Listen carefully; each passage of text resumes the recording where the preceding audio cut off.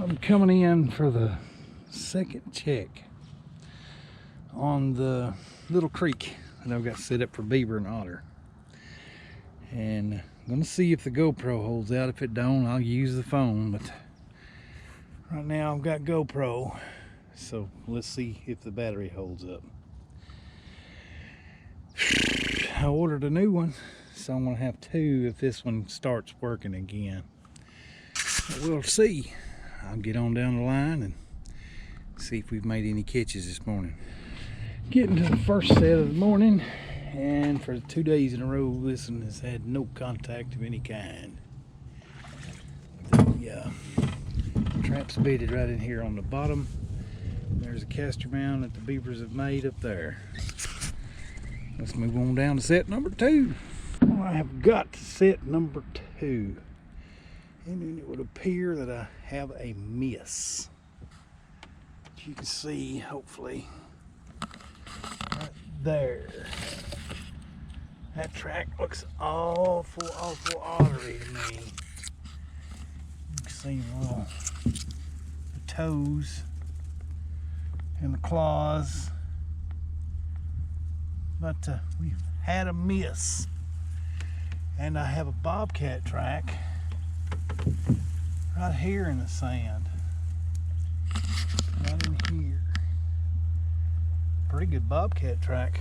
I'm gonna have to come in here and put in a dirt hole. But between that bobcat track and this otter / beaver track right here, I've had several opportunities at a catch. But I know that's a cat track. I can see the W on the back of the pad right there. That is a telltale of a bobcat. Canines have an oval shaped pad on the back, and a bobcat has a W in their track pattern. So I'll get this set remade. Move down to number 3. I've got set number 3 right there, which is a Beaver Extreme, bedded right there, where they're coming up and down this sand slide. Nothing at it. I can see number 4 right beside me, where this is the sets where I had the double on beaver yesterday. Nothing. I can see that trap. We'll go down and take a look at it. Here's the other end of that sand slide, which you know, if I was to get up and go up there, it's probably an otter toilet. But here's my trap bedded on the bottom, right there. I got it squished down into the sand. There's no movement to it. So I will get my big head out of the way. Hopefully you see it. But that's going to be set number 4. I got a bunch of slides set up down below me. And hopefully if we've had otters come through, those slides and those crazy amount of traffic at those set locations hopefully has made a catch. But I got 5 more to go check, and we'll see if we did any good. I'm getting to my turnaround spot. I have this slide right here set, and nothing. So this is going to be what I call set number 9. I have like 4 or 5 right here in a row. Here's my next slide set. See the trap bedded on the bottom, hopefully, coming up and down this slide. It hadn't done anything, so I'll move down to the next few. Just down to the next set. I've got it squished down in the sand right there, coming up and down that slide, and it has failed to produce. But I do have a catch at the next one, but it is not what I want. I'm gonna keep it anyway, put it up, and I know it's gonna be a blue as a crayon. It's just gonna be another raccoon that's come down that slide right there. We'll get it hauled in and take a look at it. It's gonna be our boar raccoon. Nothing fancy. But he did get in the TS85. I'm gonna reset it at the slide. That slide. I'll get that trap reset, rebedded, and I know I see a miss at my next setup here. So I've had 2 misses and 1 catch out of 9 traps. Should have been 3 catches. So I'll get this one redone. Take a look at it in a minute.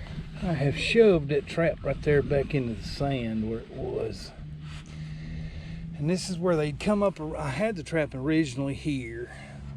Second night they come up here and went up the trail.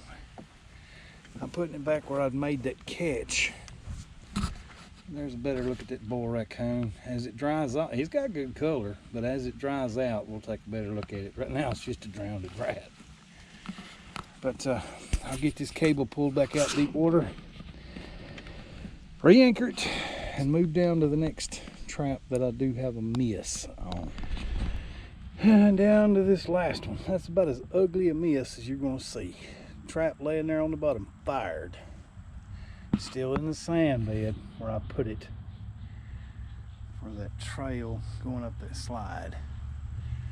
I will get it reset. There should have been 3 catches last night. Instead, all I got is the 1 raccoon.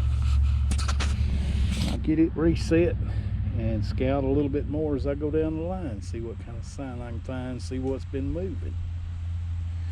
Down here to this sandbar that's got the cat tracks on it. It's a great place. I mean, I have a sandbar right here that everything is getting up on. You can see the trail down the top of it. Everything is coming down through here. Well, this is the slide right here where I had the cat track on, where I had a miss. Tomorrow, I will probably be bringing in a couple of 220 boxes and set them up here baited with beaver meat somewhere. Beaver meat and a little castor for the cat. See if I can get the cat to stick his head in there and try to get that beaver meat out of there, because I'm sure that's what he's up here hunting. Because that's where I had the castor lure and the slide set, where I had a miss. So apparently it had the smell of the castor, and that's what drew the cat in. But it's all along this sandbar right under this big power line that I've seen cat tracks here in years past, but I'm probably going to use a little bit of that Arkansas Trapper sent me some bait to try. I'm going to put a little bit of that, a little bit of beaver meat, and a little bit of the castor lure in it to try to catch a cat in a 220 box. Sounds like a plan to me. But I can get out on the dry ground right there on the sandbar and just tear it up, make it look eye appealing to a cat. Put in a little flag and run that for a day or two and see if I can't catch this cat. What I have is a crossover right here going into another section back into a swamp.